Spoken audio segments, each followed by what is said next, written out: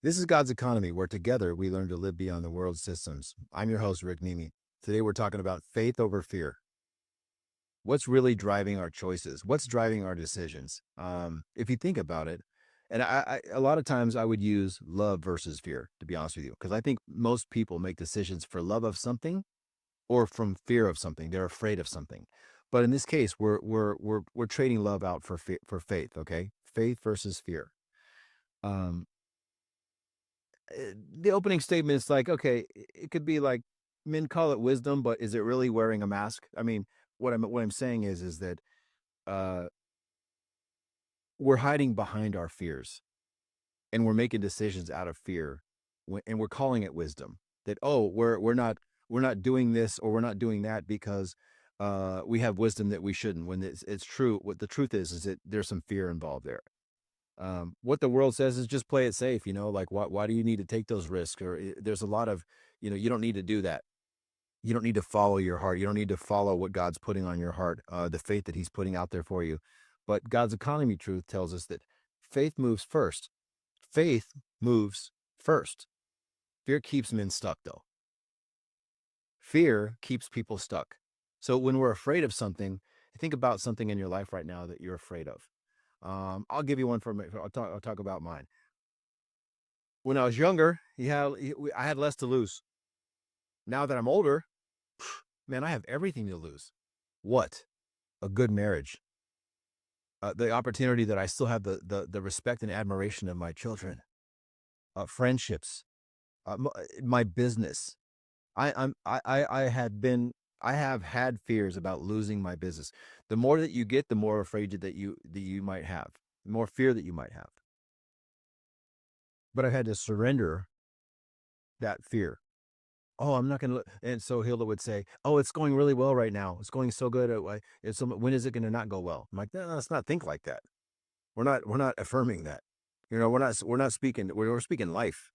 And it's not that we're not being honest about things, but we're not walking around like, oh, I'm going to lose my business every day. But there were a few moments where, oh, there's a lot of tough stuff going on. What's going to happen? But at the end of the day, I've chosen to have faith in what God's doing in my life, knowing that if it's not this, it'll be that. If it's not this one thing I think it's gonna be something else. So it's not that it's not going to be nothing. It's going to be something. Does it have to be what I want? Not at all. Faith, a choice of faith over choosing fear really means that, we're choosing God's promises in what we can't see and trusting in His plan versus what we can quantifiably think and the reasons we come up with what we're afraid of and why. And I hope that makes sense. I want us to get to a point though where we're thinking the things that you're afraid of in your life, the things that are happening where there's fear, that we can be overcomers of that fear in Jesus' name by some things that we do. What are those things that we do? What are those things that we can do to overcome the fears in our life? For me, let's go to the word. That's what I always do. It says right here, God has not given us a spirit of fear. 2 Timothy 1:7. The other part of that verse is He's given us a spirit of love, self-control, and a sound mind. And so He has not given us a spirit of fear. He's given us a spirit of love, self-control, and a sound mind. Trust in the Lord with all our heart and don't lean on our own understanding. Proverbs 3:5. So part of faith is having trust. Somebody the other day said, hey, um, I really want to have faith, but it's hard to trust. I'm like, no, after you have faith and God's shown you that He's done it before, don't we learn to have trust? So faith develops trust, is what I'm trying to say. In the spirit of fear over faith, Romans 1:17 says, the righteous will live by faith. And we want to be righteous. We want to be set apart in God's eyes, not in man's eyes, but in God's eyes. And it tells us in Joshua 1:9 to be strong and courageous. Be strong and courageous. Faith is the confidence in what we hope for. Hebrews 11:1. Faith is the confidence in what we hope for. We're hoping for it. Doesn't mean it's always going to happen. What is God's will for our life? God's will is God's will. What's our part? Our part's our effort. What's our effort? It can be more than just our actions. It can be faith as well. Part of our actions in our part, in our effort to do what we think we're called to do is having faith. That is part of our part. When I'm afraid, I trust in you. Psalms 56:3. I think David wrote this, right? He was on the run. David was on the run, and he continued to tell God over and over again, Lord, you're my refuge. You're my fortress. When I'm afraid, I trust in you, Lord. These are all things we can meditate on. Without faith, it is impossible to please God. Without faith, it is impossible to please God. Hebrews 11:6. So when we're talking about the choice of fear versus faith, if we can meditate on worry, why can we not meditate on faith? The hope for what could be. All I'm saying is that what space are we living in our mind? Something's happening, something's going down, we're not sure. The time we're spent worrying, we could be doing something else with that time. And gets back to another podcast I was talking about with discipline in stewardship. Stewardship of what? Time.